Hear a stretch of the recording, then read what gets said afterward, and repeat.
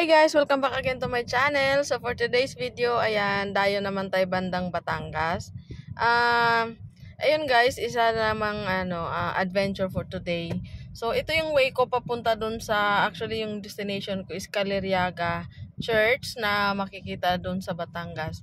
So, as usual guys, ayun, na-curious ako dun sa lugar kasi ang ganda dun sa Google. So, bago ko siya pinuntahan guys, inalam ko muna yung mga konting details like paano pumunta, tapos ano yung magandang view, titingnan mo, at least may idea kapag dating mo doon. Gaya ng dati guys, ayun, medyo mahabang oras talaga yung preparation ko since yung lugar is Cavite tapos Batangas. So that day kasi guys, ang dami kong gustong puntahan talaga. Pero dahil yun ang medyo mas malapit sa area ko. So ayan.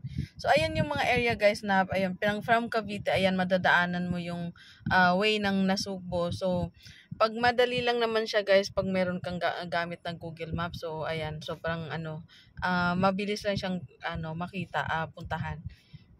Ayun na yung mga lugar na ayun yung papasok doon sa na yun, sa area na yun guys. So sa mga sa bago ka makarating doon guys, ayun, like maaga ka doon sa biyahe mo, mayroong mga madadaanan ka mga kainan. So ayan yung napili kong puntahan. Tapos yung view naman niya sa likod, ayun, sobrang ganda. Ayan yung parang nila view So, bago mo marating, ayan na yun mismo yun. So, ang ganda din. Yun yung bumungad doon sa doon sa papasok pa lang. So, may magkakatabi doon guys na mga mga tindahan, mga kainan. So, pili lang kayo doon kung alin yung swak sa inyo. So, ayan yung Sky Garden menu. Din guys, affordable lang din yung mga kainan nila. So, since maaga pa, so ayan lang yung pili kong kainin para preparation. Baka di rin kasi ako sure kung what time ako matatapos or ayun kung ilang oras akong nandun. So ayan na guys, so ayan yung mismo yung view ng ng church. So yan yung unang pinuntahan ko. Ayan, pansin ko diyan ang daming mga parang may mga bumibisa by group talaga sila. So as usual, ako lang yung nakikita ko na parang nag-iisa lang dun sa biyaheng na yan. Yan, ganda. So yung mga view na yan guys, makikita mo rin sa mga Google Maps, sa mga nakarating doon sa lugar na yun. May mga sinishare sila mga pictures, mga video doon regarding doon sa na yan, sa area na yan. So ayan na yan. Ang ganda ng ang ganda ng layout nung maliban doon sa church, yung palibot nung ang ganda ng pagkakagawa. Talagang ang dami nilang effort na talagang nilaan, yung oras siguro, I'm sure. Tapos ayan yung sa harap kasi niyan guys, ayun, merong mga event dyan, like may wedding na ginanap nung pagpasok ko. So yan siya guys, bandang likod na.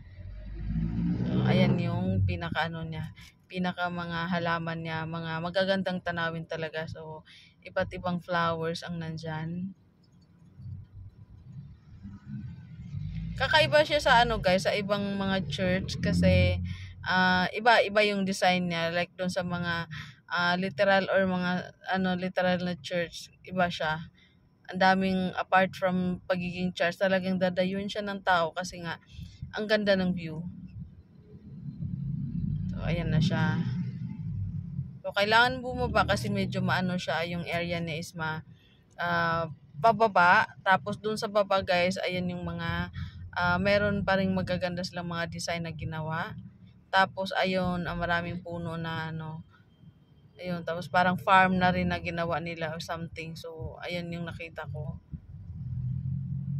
So in-encourage ko guys yung mga taong gustong gustong lalo na pag family or magandang puntahan siya guys kasi very relaxing yung lugar. That time din, kahit summer siya, hindi mo ganun mafe-feel na sobrang init kasi ang daming puno. Kahit maglalakad ka guys, hindi mo masyadong ma-feel yung init kasi nga ang daming mga puno na malilim na pwede ka mag-stay din doon.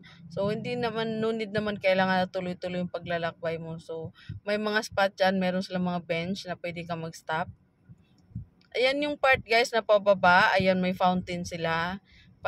Marami ding mga nag-stop talaga dyan para para mag-take ng picture video.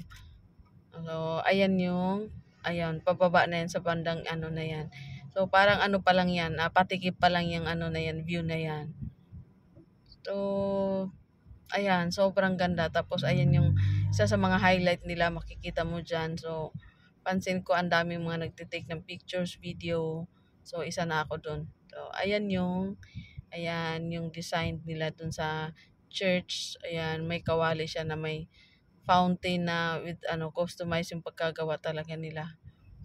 So, ayan, ang ganda talaga, sobra. Na-amaze ako dun sa lugar. Tapos, ayun, kailangan ko siyang gawa ng video at i-share. So, ayun, ito lang naman yung mga ano, ito yung mga ganitong lugar yung gusto kong puntahan kasi ano, parang relate pa rin ako kasi nga ano siya, parang bundok na, ayun, nade-develop siya ng sobrang ganda. So, ayan, parang may mga pond sila dyan, mga fish pond. So, kita ko din dyan guys yung maraming mga koi, ang lalaki na din. So, ayan, parang ano siya, ayan yung koi. Hindi ganun kasing dami ng ano, nung napuntahan kong mga koi, pero so far, ayun, ang ganda, tapos ang lalaki na din. Tapos yung nakapalibot sa kanya guys, ayun, mga puno, mga fern, kung ano man yan dyan. Tapos, di mo kailangan pumunta dun sa ilalim maglakad kasi meron silang part na talagang bridge na kailangan mo, doon ka talagang pumunta at kailangan mong doon dumaan. So, ayan yung tulay ay guys, yung parang hanging bridge nila. So, nakakalula. Hindi naman siya masyadong mataas, carry lang. Kaya, ano siya, kasi kailangan nila ng bridge na yun para makapunta doon sa kabilang area.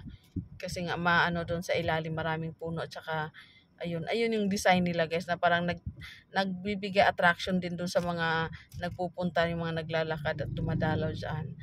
So, ayan yung area na yan, ayun yung bandang baba. So, nasa taas na ako niyan kumukuha ng video. So, parang mga panahon noon pa na yung mga ibang design nila dyan.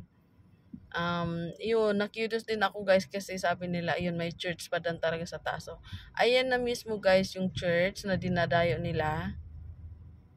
So, stop by lang ako sandali dyan. Tapos, ayan, ang ganda rin ng pagkakagawa ng church. Hindi siya pangkaraniwan. Talagang kakaiba siya. Ayan, kung saan pwede ka magsindi ng kandila.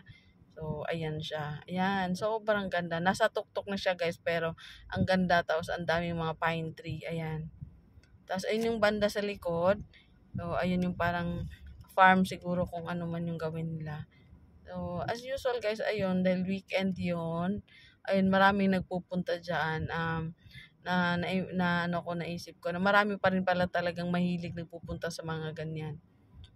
So, yung mga mahilig sa mga ano, sa adventure, yung mga nature lover, ayun, na-appreciate nila yung mga ganitong ano, mga sightseeing talaga na sobrang ganda.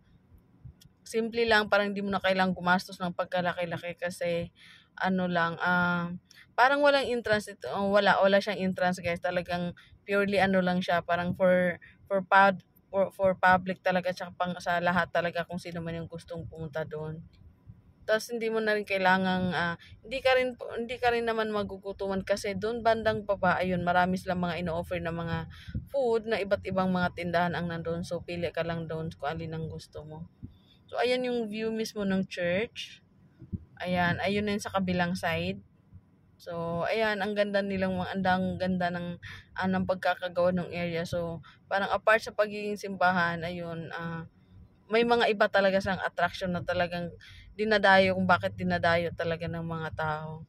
So, ayan yan, nakasulat yan, Caliriaga Church. Ayan, sobrang ganda, tsaka ano, hindi siya ganun kainit that time. Tapos yun, more on nakikita ko dyan is, ayun, mga family, mga group yung nagpupunta, ako sa ng picture, ganun. Tapos yung iba naman, ayun, nag-spend ng time para mag-pray dun sa church. So, ayan yung bandang baba, yung mismo sa harap mismo ng simbahan. So, ayan. Ang daming magagandang mga magagandang tanawin, as in sobrang ganda, nakaka-amaze.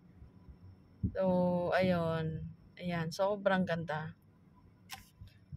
So, sana guys nagustuhan yung mga videong sinishare ko dito kasi marami pa rin ako mga gagawing video na sa mga susunod na ipopost ko dito sa channel ko. So, sana magustuhan nyo guys. Tsaka please keep on watching my other videos also. Yung mga previews, please. Tsaka paki-subscribe na rin guys kung bago kayo sa channel ko. Ayan, thank you very much guys. Bye!